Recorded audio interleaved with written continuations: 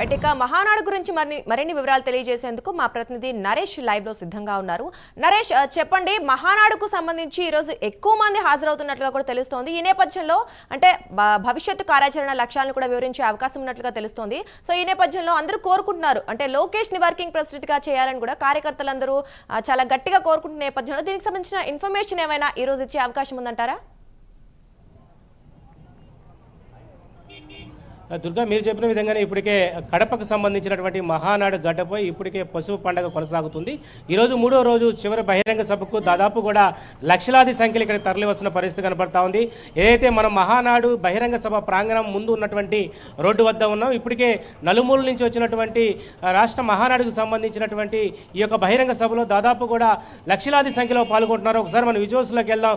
Visuals చూస్తే భారీ ఎత్తున కూడా టీడీపీ శ్రేణులు ఒక్కొక్కరు ఈ ప్రాంగణానికి చేరుకుంటున్నారు. నిన్న రాత్రి నుంచి కూడా బయలుదేరినటువంటి బస్సులు ఉండొచ్చు, ప్రైవేట్ ట్రావెల్స్, అదేవిధంగా సొంత వాహనాలతో పాటు వస్తున్నటువంటి అనేక వాహనాలతో పాటు కూడా ఎక్కడికెక్కడ కూడా ట్రాఫిక్ జామ్ స్తంభించిపోయింది. ఎక్కడికెక్కడ కూడా ఎక్కడైతే వాళ్ళకి పాయింట్ ఇచ్చారో ఆ పాయింట్ల వద్ద వెహికల్స్ను ఆపుకొని వాళ్ళు స్వయంగా నడుచుకొని వస్తున్నటువంటి పరిస్థితి మనం చూస్తూనే ఉన్నాం. దాదాపు లక్షలాది సంఖ్యలో 2 గంటల నుంచి జరిగేటువంటి ఈ యొక్క భారీ బహిరంగ సభకు దాదాపు రాష్ట్ర నలుమూల నుంచే కాదు, యావత్తు ఏదైతే మిగిలిన రాష్ట్రాలంతా కూడా తెలుగువారు ఎక్కడైతే ఉంటారో ఆ తెలుగువారు సైతం అంతా కూడా ఈ భారీ బహిరంగ సభకు హాజరవుతా ఉన్నారు. దాదాపు కూడా 5 లక్షలకు పైగా కూడా ఈ బహిరంగ సభలో కార్యకర్తలు, నాయకులు, అదేవిధంగా తెలుగుదేశం పార్టీ కుటుంబ సభ్యులంతా కూడా పాల్గొనేటువంటి పరిస్థితి కనబడతా ఉంది.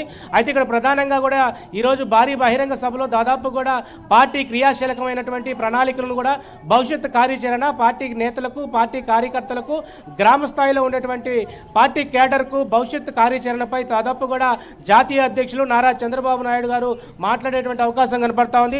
అయితే మనతో పాటు మచిలీపట్నం నుంచి వచ్చినటువంటి చాలా మంది కార్యకర్తలు, అదేవిధంగా పలు ప్రాంతాల నుంచి వచ్చినటువంటి కార్యకర్తలు కూడా మనతో పాటు ఉన్నారు. అయితే మచిలీపట్నం సంబంధించినటువంటి మున్సిపల్ చైర్పర్సన్ మనతోనే ఉన్నారు. చెప్పండి సార్, ఈరోజు భారీ ఎత్తున కూడా ఈ యొక్క బహిరంగ సభకు తరలి వస్తా ఉన్నారు. ఏంటి ఈ పండగ వాతావరణం చూసి ఏమనిపిస్తుంది మీకు? చాలా సంతోషంగా ఉందండి. పండగ అంతా కూడా కడపలోనే కనబడుతుంది. తెలుగుదేశం పార్టీ గ్రామ స్థాయి నుంచి, వార్డు స్థాయి నుంచి మరి నాయకులందరూ కూడా, కార్యకర్తలందరూ కూడా పెద్ద ఎత్తున లక్షలాది మందిగా ఈరోజు కడప ప్రాంగణానికి విచ్చేస్తున్నారు. అందరూ కూడా ఒక సంతోషమైన పండుగ వాతావరణంలో కలుగుతుంది. ఆ రోజు ఎన్టీ రామారావు గారు ఒక సంకల్పంతో ఈ పార్టీని ప్రారంభించారు. ప్రతి పేదవాడికి కూడా తినడానికి తిండి, కట్టుకోవడానికి బట్ట, ఉండటానికి ఇల్లు అనే నిదానంతో ఈ పార్టీని పెట్టారు. దాని ప్రకారం ఈరోజు చంద్రబాబు గారి నాయకత్వంలో, లోకేష్ గారి నాయకత్వంలో కూడా సంక్షేమము, అభివృద్ధి కూడా రాష్ట్ర వ్యాప్తంగా కూడా అనేక చోట్ల సంక్షేమ కార్యక్రమాలు, అభివృద్ధి కార్యక్రమాలు కూడా చేపడతాం అనేది జరుగుతుంది. ముఖ్యంగా మరి అమరావతి నిర్మాణంలో ప్రత్యేకంగా శ్రద్ధ చూపెడుతున్నారు. అట్లాగే మనకు రాజధాని లేదు కాబట్టి అమరావతి నిర్మాణం చేయాలి, దాంతోనే ఈ రాష్ట్రానికి ప్రత్యేకంగా వస్తుందని చెప్పి, అట్లాగే పోలవరం నిర్మాణం చేస్తే రైతులు ఆనందంగా ఉంటారని చెప్పి మరి పోలవరం నిర్మాణంలో కూడా వేగవంతం పనులు చేస్తున్నారు. మరి ఆనాటి మరి మన ఎన్టీ రామారావు గారు కళలకు అనుగుణంగా ఈరోజు చంద్రబాబు నాయుడు గారు ఈ రకంగా మరి పార్టీ అధికారంలో ఉన్నా లేకపోయినా కార్యకర్తల సంక్షేమం గురించి నిరంతరం పాటుపడుతున్న వ్యక్తి చంద్రబాబు నాయుడు గారు. అట్లాగే లోకేష్ గారు, ఆయన కూడా యువతకి ప్రాధాన్యత ఇస్తున్నారు. చదువుకునే విద్యార్థులకి ఉద్యోగ అవకాశాలు ఇవ్వాలి, ప్రతి ఇండస్ట్రీలు తేవాలి, ఈ రాష్ట్రంలో ప్రతి చదువుకున్న వ్యక్తికి ఉద్యోగ అవకాశాలు ఇవ్వాలని చెప్పి నారా లోకేష్ గారు చాలా తపన పడుతున్నారు.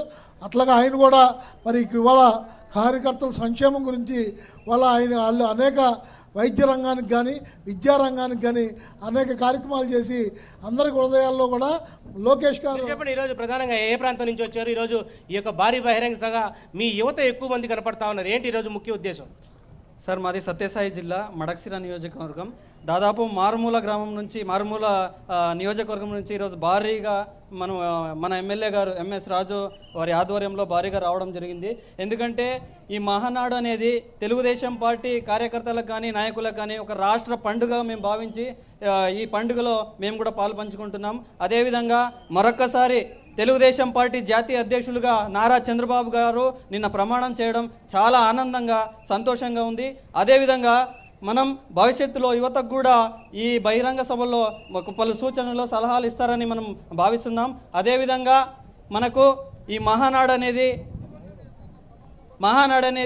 మనము గత సంవత్సరం కూడా ప్రతిపక్షంలో ఉన్న ప్రభుత్వంలో కూడా మనం ఎప్పుడు పాల్గొంటున్నాం.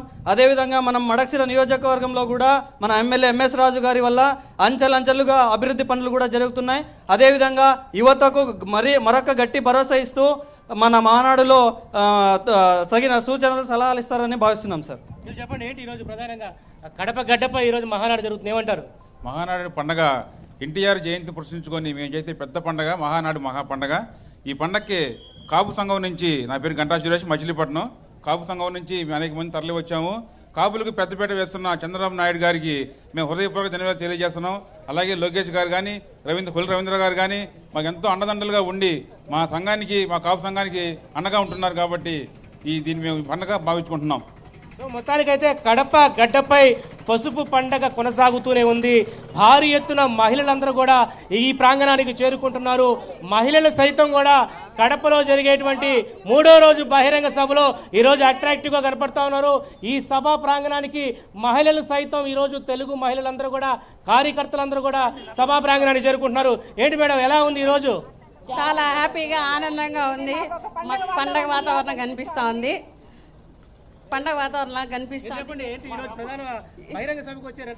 ఈ రోజు ఈ విధంగా మహిళలంతా బయట వచ్చి ఈ విధంగా ఒక సభలాగా జరపడం మాకు చాలా ఆనందంగా ఉంది. మహిళలు ఇలా రావాలి, బయటకు వచ్చి వాళ్ళ వ్యక్తిత్వాన్ని తెలియజేసి మన పార్టీ కోసం ఎంతో కష్టపడిన మహిళలు ఉన్నారు, వాళ్ళంతా బయట రాలేకపోతా ఉన్నారు.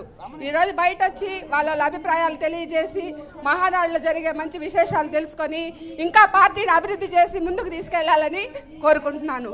కడప గడ్డలో ఈ మహానాడు జరపడం పట్ల మీ మహిళలు ఏమంటారు? ప్రధానంగా చాలా ధైర్యంగా ఉంది. మాధవిరెడ్డి గారు ఎంతో పోరాడి ఎమ్మెల్యేగా గెలిచారంటే చాలా గ్రేటు. కాబట్టి అదీగాక స్త్రీ శక్తి యాప్ను వదిలారు. స్త్రీలకి చాలా ధైర్యాన్ని ఇచ్చారు, స్వేచ్ఛని, స్వతంత్రాన్ని అన్నీ ఇచ్చేది చంద్రబాబు నాయుడు గారు ఒక్క ప్రభుత్వం మాత్రమే ఇస్తుంది. మిగతా వాళ్ళు అంత ఇదిగా ఇవ్వలేరు అని మా అభిప్రాయం. అంటే నందమూరి తారక రామారావు గారు మహిళలకు పెద్దపీట వేశారు. ఈ రోజు ఆయన జయంతి వేడుకలు జరుపుకున్నటువంటి ఈ 3 రోజుల పండుగ, మీరేమంటారు ఈ పండుగ గురించి? చాలా ఆనందంగా, సంతోషంగా ఉంది. నందమూరి తారక రామారావు గారు ఎలాగైతే నడిచారో అదే దారిలో చంద్రబాబు నాయుడు గారు నడిచి లోకేష్ గారు ఈ స్త్రీ శక్తిని ముందుకు నడిపిస్తూ ముందుకు వెళ్తున్నారు అనేసి మా అభిప్రాయం. మహిళా లోకమంతా కూడా టీడీపీ వైపే ఉంది. ఈరోజు రాష్ట్రం సుభిక్షంగా ఉండాలంటే, ఆర్థికంగా, పారిశ్రామికంగా అభివృద్ధి చెందాలంటే ఈరోజు నారా చంద్రబాబు నాయుడు గారు ఉండాల్సిందే అంటున్నారు. మరికొంతమంది మహిళలు కూడా ఉన్నారు. ఈరోజు మహిళా లోకమంతా కూడా ఈ యొక్క భారీ బహిరంగ సభకు వస్తున్న పరిస్థితి కనపడతా ఉంది. మీరు చెప్పండి, ఎలా ఉందంటారు బహిరంగ సభ గురించి? చాలా బాగుంది. నారా లోకేష్ గారు, చంద్రబాబు గారు చాలా బాగా చేస్తున్నారు. మహానాడు కడపలో ఎప్పుడు జరగని విధముగా ఇప్పుడు మహానాడు చాలా వేగంగా చేస్తున్నారు. కడపలో టీడీపీ జెండా ఎగరడమే మాకు చాలా సంతోషంగా ఉంది. ఇంతమంది మహిళలు వచ్చారంటే మాకు చాలా హ్యాపీగా ఉంది. ఇంకా మా తిరుపతి నుండి ఒక 5,000 మందితో వస్తున్నారు లేడీస్ మొత్తం. సో మొత్తానికైతే భారీ బహిరంగ సభకు లక్షలాది సంఖ్యలో చేరుకుంటున్నారు. దాదాపు 5 లక్షలకు పైగా కూడా కార్యకర్తలు, మహిళలు, పెద్ద చిన్న లేకుండా ఈ భారీ బహిరంగ సభను ఎలాగైనా కడప గడ్డపై ఈరోజు తమ అడ్డా రూపంలో నిరూపించుకునే దిశగా ఈరోజు మరికొన్ని గంటల్లో జరగబోయే భారీ బహిరంగ సభకు లక్షలాది సంఖ్యలో చేరుకుంటున్నారు. ఎక్కడికెక్కడ వాహనాలంతా కూడా ఆగిపోయాయి. ట్రాఫిక్ జామ్ అవడంతో ఆ వాహనాలు అక్కడే విడిచిపెట్టి డైరెక్ట్గా నడిచి ఈ ప్రాంగణానికి చేరుకుంటున్నారు. 5 కిలోమీటర్ల మేరకు కూడా బహిరంగ సభ వద్ద చేరుకోవడానికి చాలా ఇబ్బందికరమైన వాతావరణం ఉన్నప్పటికీ కూడా నారా చంద్రబాబు నాయుడు, యువనేత లోకేష్ చూసేందుకు ఈ భారీ బహిరంగ సభను విజయవంతం చేసే దిశగా కూడా వీళ్ళందరూ కూడా సహాయ శక్తులు కూడా కృషి చేస్తున్నామని చెప్పి వాళ్ళ మాటల్లోనే మనం విన్నాం. ఓటీ స్టూడియో మహానాడు నుంచి. Right, thank you Naresh. But ఇక బులెటిన్లో ఇప్పుడు ఒక షార్ట్ బ్రేక్ తీసుకుందాం. బ్రేక్ తర్వాత మరిన్ని వివరాలు తెలుసుకుందాం.